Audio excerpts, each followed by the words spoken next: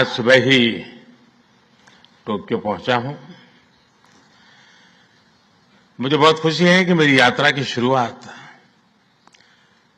Business जगत के दिग्गजों के साथ हो रही है और उसमें से आपसे बहुत लोग हैं जिनसे मेरा व्यक्तिगत परिचय रहा है।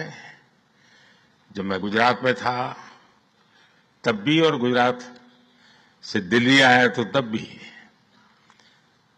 आप में से कई लोगों से बहुत ही निकट परिचय मेरा रहा है और मुझे खुशी है कि आज सबसे मुझे मिलने का अवसर मिला है। मैं प्रधानमंत्री इशिबा का विशेष रूप से आभार व्यक्त करता हूं कि वे इस फोरम से जुड़े हैं। उनके बहुमूल्य वक्तव्यों के लिए मैं उनका अभिनंदन करता हूं। साथियों, भारत की विकास यात्रा में जापान हमेशा एक अहम पार्टनर रहा है। मेट्रो से लेकर मैन्युफैक्चरिंग तक, सेमीकंडक्टर से लेकर स्टार्टअप्स तक, हर क्षेत्र में हमारी साझेदारी आपसी विश्वास का प्रतीक बनी है। जापानी कंपनियों ने भारत में $40 बिलियन से ज्यादा का निवेश किया है। मात्र पिछले 2 वर्षों में $13 बिलियन का प्राइवेट इन्वेस्टमेंट हुआ है। JBIC कहता है कि भारत सबसे प्रॉमिसिंग डेस्टिनेशन है। जेट्रो बताता है कि 80% कंपनियां भारत में एक्सपांड करना चाहती है और 75% ऑलरेडी मुनाफे में है। यानी in India capital does not just grow, it multiplies. साथियों, पिछले 11 वर्षों में भारत के अभूतपूर्व ट्रांसफॉर्मेशन से आप सब भली भांति परिचित है। आज भारत में पॉलिटिकल स्टेबिलिटी है, इकोनॉमिक स्टेबिलिटी है, पॉलिसी में पारदर्शिता है, प्रिडिक्टिबिलिटी है।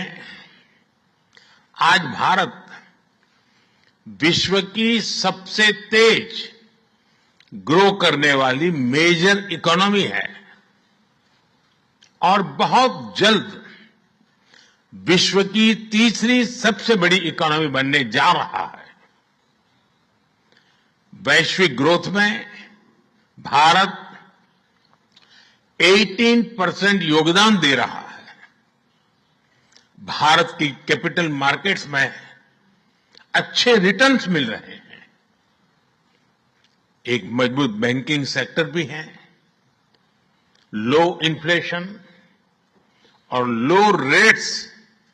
लो इंटरेस्ट रेट्स, करीब $700 बिलियन के फॉरेक्स रिजर्व है।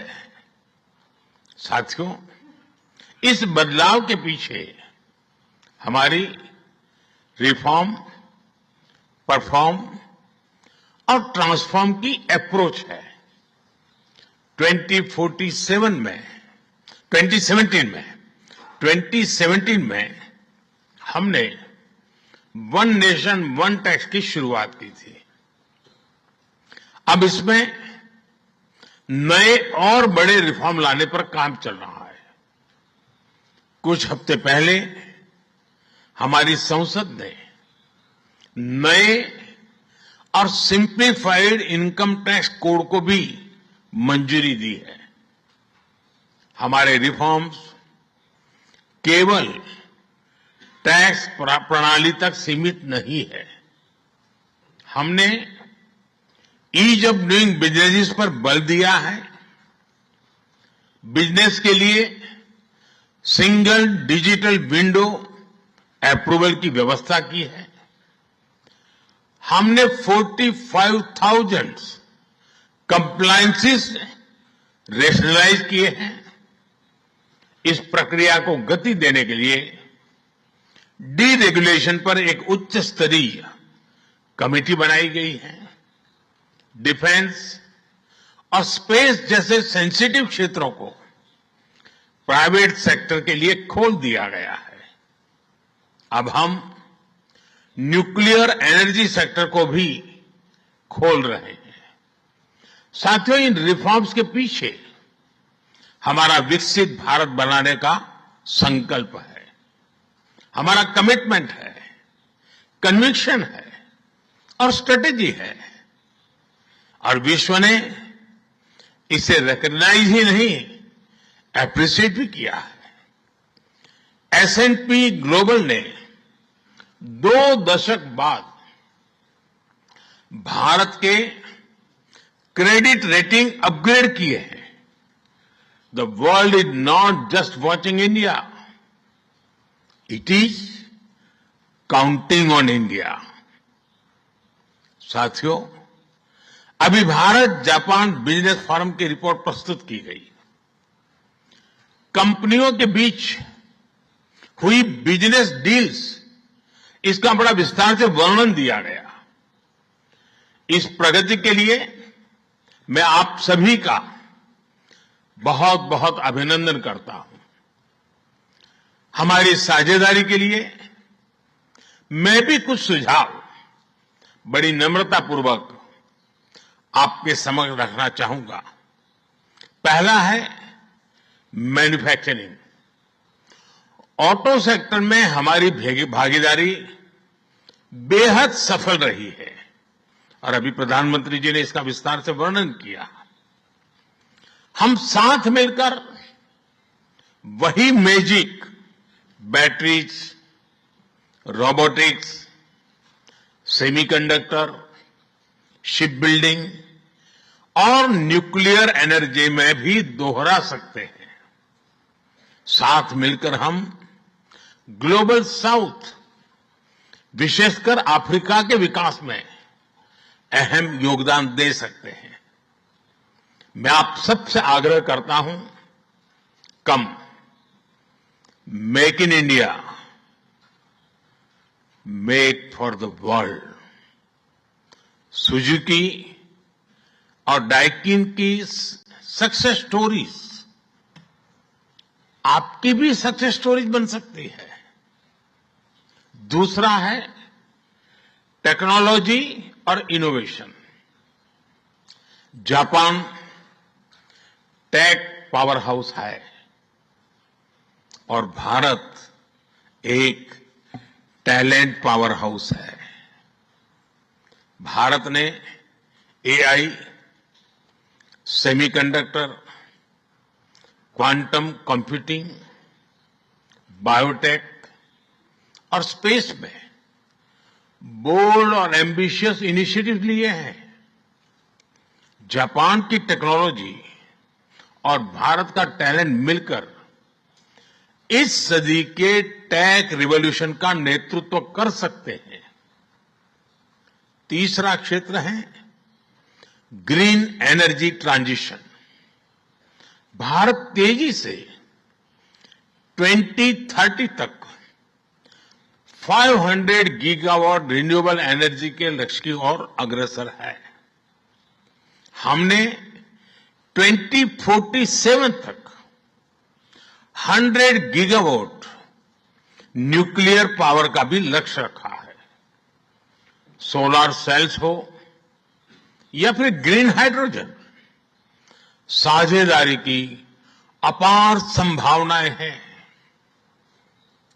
भारत और जापान के बीच जॉइंट क्रेडिट मैकेनिज्म पर समझौता हुआ है। इसका लाभ उठाकर क्लीन और ग्रीन फ्यूचर के निर्माण में सहयोग किया जा सकता है। चौथा है नेक्स्ट जेन इंफ्रास्ट्रक्चर। पिछले एक दशक में भारत ने नेक्स्ट जनरेशन मोबिलिटी और लॉजिस्टिक इंफ्रास्ट्रक्चर में अभूतपूर्व प्रगति की है। हमारे पोर्ट्स की क्षमता दोगुनी हो गई है। 160 से ऊपर एयरपोर्ट्स हैं। 1000 किलोमीटर लंबी मेट्रो लाइन बनी है। जापान के सहयोग से मुंबई और अहमदाबाद हाई स्पीड रेल पर काम चल रहा है। लेकिन हमारी यात्रा यहीं नहीं रुकती। Japan's excellence and India's scale can create a perfect partnership. पांचवा है स्किल डेवलपमेंट और people to people ties. Bharat का स्किल्ड युवा टैलेंट वैश्विक जरूरतें पूरी करने की क्षमता रखता है। इसका लाभ जापान भी उठा सकता है। आप भारतीय टैलेंट को जापानी भाषा और सॉफ्ट स्किल्स में ट्रेनिंग दें और मिलकर एक जापान रेडी वर्कफोर्स तैयार करिए। A shared workforce will lead to shared prosperity. साथियों, अंत में मैं यही कहना चाहूंगा, India and Japan partnership is strategic and smart, powered by economic logic. We have turned shared interest into shared prosperity. India is the springboard for Japanese businesses to the global south. Together, we will shape the ASEAN century, Asian century for stability, growth and prosperity.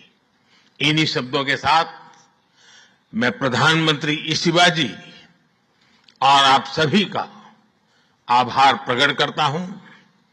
अरिगातो गोजाइमास। बहुत बहुत धन्यवाद।